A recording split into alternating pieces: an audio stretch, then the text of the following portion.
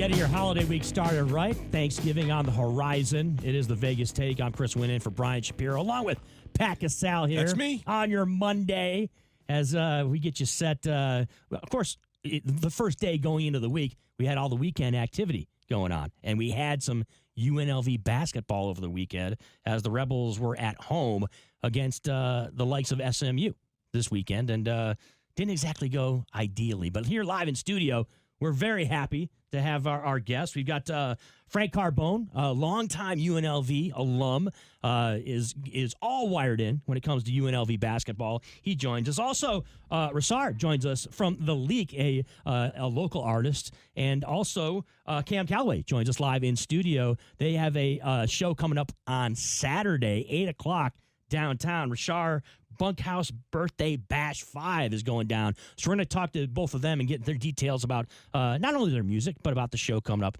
this weekend. But want to jump into the UNLV game because didn't exactly go as planned. As the Rebels, look, they start off the season against a couple of teams, not exactly top-tier competition. Cupcakes. Get some W's. Okay, and then going on a home game against the likes of a Big 12 team in Kansas State, where they come up on the losing end of that game, where they were smack dab in the middle of that one, had a chance for the win. Of course, go on the road, loss at Cal, loss at UCLA. The loss at UCLA, not unexpected, but they were very much in that Cal game and could have won the Cal game as well, too. So, Frank, got to get your take on this because matchup against SMU. Now, look, this isn't the Larry Brown SMU teams of the very recent years where they're basically nationally ranked and one of the better teams in the AAC. But it wasn't a pushover SMU team. But at the same time, not the result we expected from T.J. Altenberger and his guys in this matchup against the Mustangs this past weekend. No, understand fully. Understand fully. But SMU is a good team. I will predict they're a tournament team. You think so? Really? Wow. Yeah, I do. I think they're in the tournament. Maybe not, obviously. They might be, a 10th block there, but I thought they were good. I thought they had like 4 guys that could shoot. Very, very athletic team, too. So, besides that, we play. I thought actually we played one of our best games of the year, and I'll tell you why.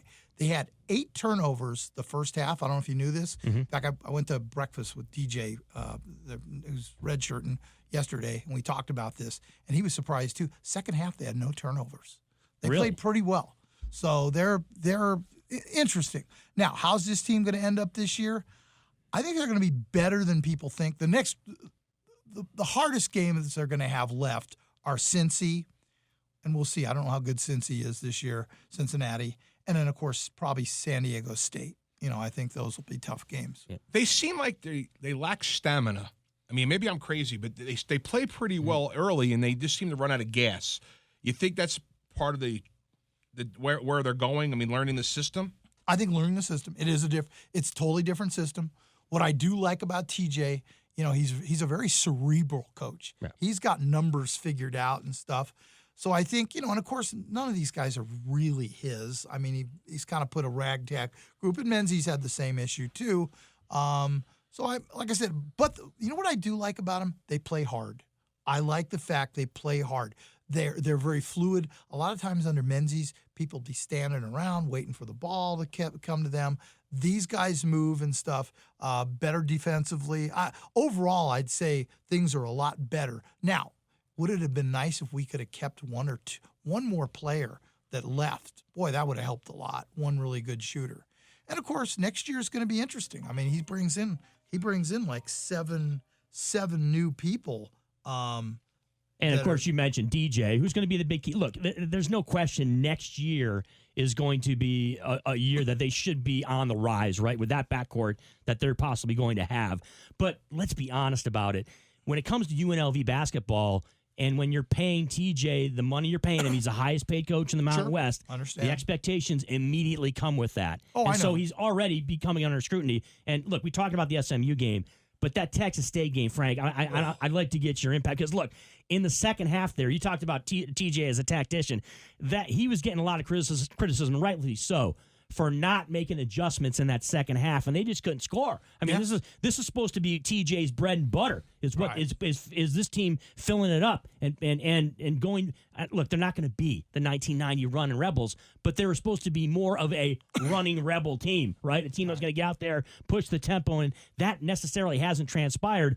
And to your point that you made before we came on the air, he doesn't necessarily have the pieces to do that, but still, he's getting rightfully criticized, in my opinion, for some missteps here early on in the season. Criticism's okay. I mean, that's part of the game. Okay, no coach goes without that. You know, I mean, I don't care how great you are. Hell, Krzyzewski gets criticized. Okay, for not being a great game day coach. And that's fine. That's part of what you have to deal with when you're a coach. You get paid the big dollars, you get the criticisms.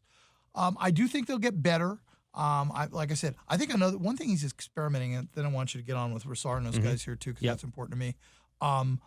I think that he's starting to experiment. He brought in the kid from Ukraine, played him a lot more. I think he's trying to look, because right now his other big problem is he's just not deep.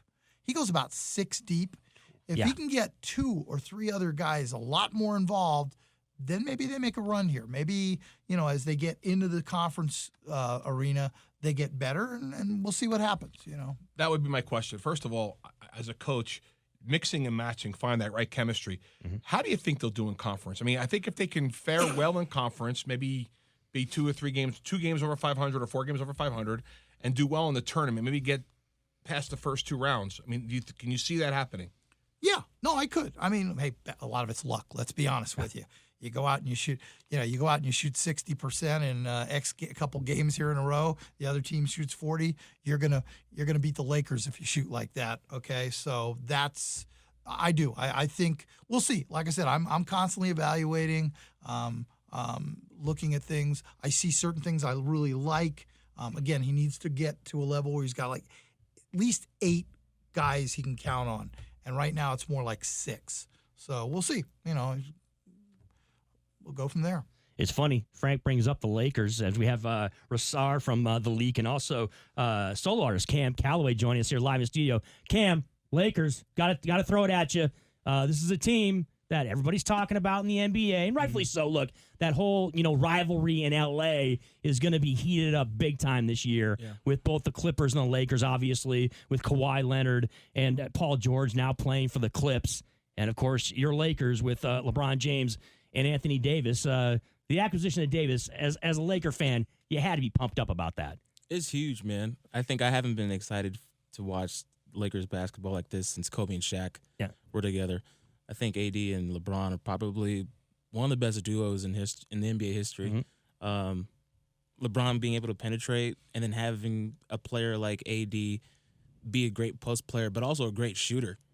It's the threat that they have combined with everybody, like the pieces around like Danny Green and Rondo is still kind of getting the feel for things, but I'm excited, man. I'm excited. And the kid from Flint, Michigan, my hometown where I was born, Kyle Kuzma. Is a guy too that's going to be is going to be a key cog for that team. Yeah. And they're winning games on the road. They're winning games that are tight games on the road, which I guess is a good sign early on for the Lakers. But wow, talking about the Clippers in LA. I mean, Pat, you, Frank, and I, you guys are probably a little too young to remember what the Clippers were. They were bad. I'm talking about back in the 90s, late 80s, the Loy Vaught Clippers, the Danny Manning Clippers. You know what I'm saying, Pat? I mean, talking about the Clippers as being like a potential powerhouse in the NBA to me is just crazy. Yeah. But that's exactly what we're dealing with right now. I think the Clippers are going to be very interesting because I think Leonard, in my mind, right now,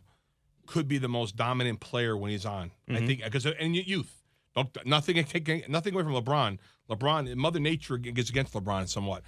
AD, I mean, the guy's a beast in the middle. Yeah. I mean he's going to be the future of the Lakers more than LeBron. LeBron may be able to put the pieces together, but I think AD is the future. I don't know if the Lakers get it done this year. I just think Leonard is a beast. Oh, there's no question. And Paul George, but when Paul George is healthy, by the way, he's a top 10 player in the NBA.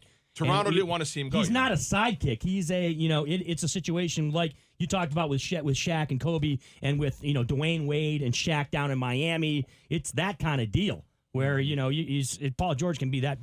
So it's going to be a lot of fun to see those LA teams. Rashard, I mean, I don't know if you're an LA fan or not, as far as like either team, but basketball, man, I'm definitely watching the Lakers and Clips.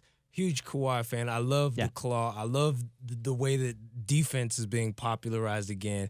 And speaking of defense, LeBron's been criticized for that, but he's stepping up. I think that this whole team is like way more cohesive, and everybody thought it was crazy to get rid of Lonzo and all this other stuff, and Ingram, and they were like, "Oh, you're gonna mess up the young core." I think they're moving in the correct direction. I love the way they're moving the ball. LeBron is playing at a level we haven't seen in years, I think. The young core thing is overstated. That young core wasn't really good. And I'll tell you the sad part. If Toronto keeps Leonard, Toronto would have won it again this year. They didn't want him to go. I mean, they were opening up. They opened up the purse. They were going to give him the world. But the Clippers actually could be the team of L.A. this year. Yeah. How long that'll last, I don't know. Because I really believe Davis is going to be the next Kareem-style player. I mean, dominant center. It's funny, though, Rashard mentions defense because, you remember the time back in the early 2000s where it seemed like all those Eastern Conference games were like 81-75. I don't think we're going football, not but basketball. Hey, guys, I don't think we're going back to that because I just saw a game last night. What was it? I think it was the Rockets beat somebody. It was like 138 to like 129 or something the like Rockets that. lost that game. I know what you're talking about. Yeah, it was. I don't know. I can't remember who they played. I know who they played. Oh my God! Didn't they play the Pelicans? But it was the Pelicans. Yeah, it was New Orleans. Yeah. But we've seen a lot of games like this that have been going. And we're talking regulation. I'm seeing these scores right, and I see 140 to 129, and I'm thinking had to go to double overtime. Right. There's no way this game went. I hate that. Regulation time, and they're scoring 260 plus points. Harden was 2 for 15 from downtown. I mean, come on, all these threes. Get down a little, pound it. 2 for 15. It's the threes and the hand check rules. It is. It is. It's the softening. It's the softening of the defense. You can't play D like you could. I'd foul out in 5 minutes now. Frank, we talked about the bad boy Pistons back in they've the never early allowed that '90s, now. late '80s.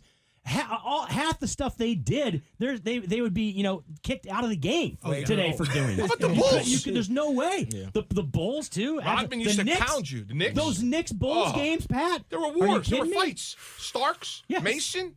I'm not even talking Ewing. There'd be referees with hand injuries from so many tees they'd be throwing up on the guys. If that was happening today, there's no way it would have went down. But it makes for exciting basketball. Yeah. Could Harden handle that level of intensity? No. Harden's overrated. Yeah. He's over. Harden only knows one thing: give me the ball. He positively, absolutely shoots every time. That's my problem with him. And you know what? When he was in Oklahoma, was he the man? No. I'm sorry. You have a guy like Durant, you have Westbrook together. I mean, unfortunately, they couldn't mesh because if they could have meshed, that would have been special. When Durant went to Golden State, he meshed and everything worked out. Harden, to me, it's all about me. If you watch, he scored. He was the second leading scorer. The kid from the Ukraine scored like 40-something. He had a 40, 10 assists, and 6 rebounds. You're talking Doncic? Yeah, 41, 6 and 10. Yeah. But when you look at Harden, 2 for 15 from downtown. I mean, that's not basketball. No. You got to move the ball around. He needs to take the ball to the hole, move it around. He has to shoot. Yeah. I'm all about We're joined here live in studio. Rashard joins us from the Lique and also Cam Calloway. They've got a great show going on this Saturday, 8 o'clock downtown. It's Rashard's Bunkhouse B-Day Bash 5 that's going down. Rashard, talk to us a little bit about your music and about this show coming up this weekend. Yeah, so this is the 5th year in a row. We celebrate my birthday. I got this band called The Lique. Actually, Frank's son Sean is in it, and it's 4 guys that all graduated from UNLV. They're in the music program. All of them from they're all jazz guys, and so our real band, music. yeah. Well, hey, I'm telling you, man, these guys they put me to the test every time. So it's a mixture of things. It's jazz, funk, hip hop, and also we got some soul in there. That's why we got Cam Calloway there. The way I would describe Cam Calloway is like a mixture of Alan Stone meets Al Green. Just nice. deep, rich soul. I mean, the guy can do everything from Sam Cooke all the way up to whoever's hot today. Bruno Mars. He can do anything. And then our thing. And then we got another guy named Spectrum who's going to be opening, and that guy's like really deep and powerful. It's just amazing to see the way he engages. So actually, this Saturday This is a crazy show. You know, the Lique has been fortunate enough to play Life is Beautiful. We've played Brooklyn Bowl. We've played so many different things out here. But this show at Bunkhouse is always our favorite one.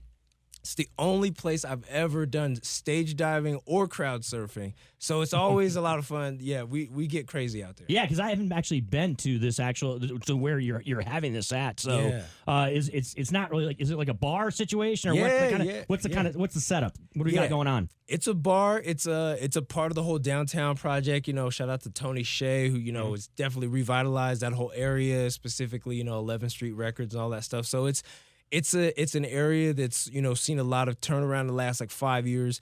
And the Bunkhouse, they have a lot of legendary people. Just the other day, they had one of the members from A Tribe Called Quest out there, and there's local. He's not even local. World-renowned. Hold on. I'm a Tribe Called Quest guy. I graduated college in 1993. We had Tribe at my school wait a minute. in concert. I played hoops with both Q-Tip and Rest in Peace. Rest in Peace. No way. Yeah, and with both those guys, they are awesome. So I'm a huge Tribe Called Quest fan. I'm a huge hip hop fan myself. You by played the way, basketball in Fife, dog? Absolutely. Is that what you're trying to tell me? Rest in peace, Fife. Yeah. And also Q-Tip too. Q-Tip's actually a little bit better than Fife. Fife's kind of short, so he's got money. He had a little game though. That's So Cam, your perspective on this show coming up on Saturday? What you have to be looking forward to this? I look forward to it every year, man. It's my favorite show to play because it's an opportunity for us to just kind of.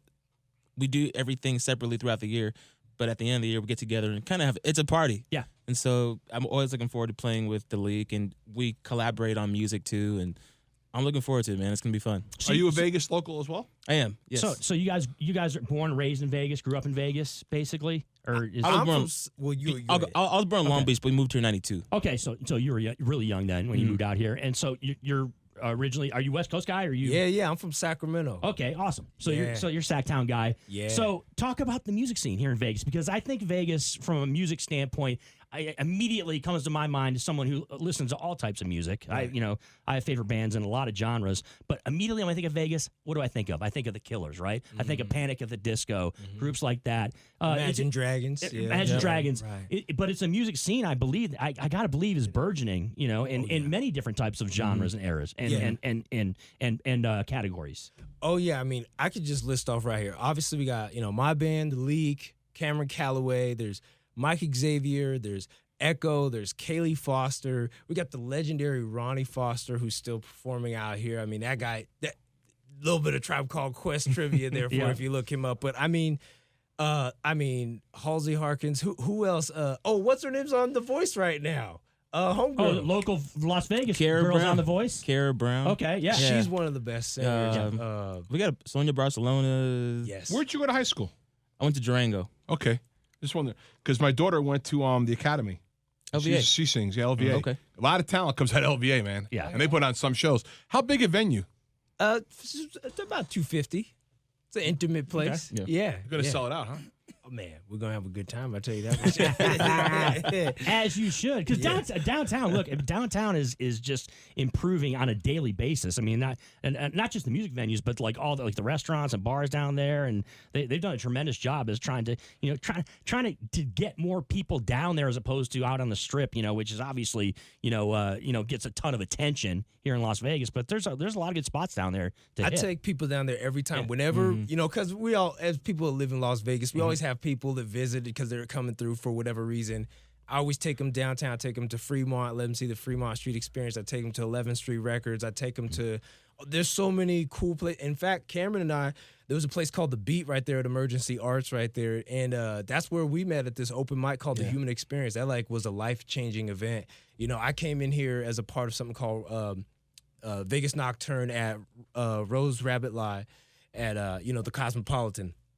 And then I found out about the actual scene. I was working with all these circus people from around the world, and then I found out about the actual music and poetry scene through going. So I mean, the downtown thing. There's a whole other world that people should really know about. And what I also love, I'll say quickly here, is shout out to Dan Reynolds, Imagine Dragons in general. They always stay in touch with the actual music scene, and there's they come around to events. The Killers have, come through to shows before. Yep. Low key, they don't announce it. I think they actually played the Bunkhouse after they did one of the first T-Mobile shows. So that's one thing I love about Vegas is that you can still be next to the living legends, and they'll be next to the people like me that you've never heard of. And I think it's really cool that we have that sort of community. Rasar from the Lique joining us here live in studio, as well as Cam Calloway. They're playing, of course, Rasar's Bunkhouse Birthday Bash 5 at 8 o'clock downtown on Saturday. So if you got a chance and you're free, get out there and check those guys out. Now, both of you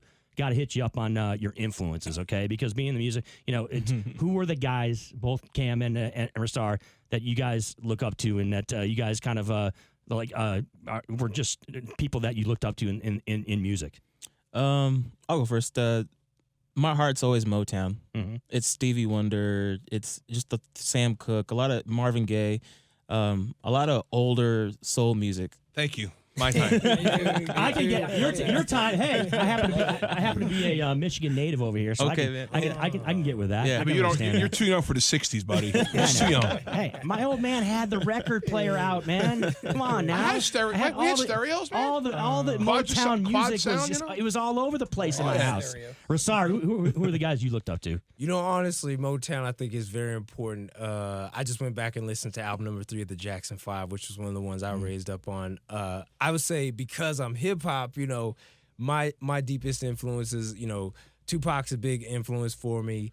Nas. There's so many people. You gotta understand, I'm kind of obsessed with it. I actually have this event. I'll say really quickly. I have this thing called the Vinyl Say that we do downtown at the Writer's Block, which is a bookstore. And I do it every first Friday, and I literally break down classic hip-hop albums. I mean, we did Kendrick Lamar, To Pimp a Butterfly, Mos Def, Black on Both Sides. We're going to do Common, Like Water for Chocolate. And every month, I talk about a classic hip-hop album, and then I do a Q&A. So, I could be here for hours talking about but I will say with the Lique, it was actually Sean's idea to start our band. And the way he sold me on this band was, he said, yeah, I'm looking to start a jazz-based hip-hop band. It's kind of like a Tribe Called Quest. I was like, I'm in. Nice. So yeah. What instrumentals do you play? From the Lique. Also, Cam Calloway joining us here live in studio. Rasar's Bunkhouse Birthday Bash 5. It's going down this weekend, Saturday, after your Thanksgiving, so you can get your Thanksgiving dinner in and go down and check those guys out. Work off the calories. Guys, this sucks. We have to end the show. We're done. But we really appreciate you guys coming in on a Monday, and have a great Thanksgiving and have a great Thank you for weekend. having us. So All right, much. yeah. This is the Vegas Take. I'm Chris Wynn. I've been in for Brian Shapiro, along with Pat Casale. We'll be back tomorrow. That's Yes, okay, we will. though, as we got 3 more hours to bounce around everything when it comes to politics, entertainment, and sports. So This is until the best hour. Yeah, it's about 21 hours away. We'll join you once again. Thanks to our guest, Amy Vanderpool. Also, thanks to Nate Hawkins, as well as Caleb Herring, who joined us from UNLV. For Brian Shapiro and J.D. Sharp, for Pat Casale, and for Johnny, I'm Chris Wynn saying have a great Monday, everybody. We'll talk to you again tomorrow. God bless.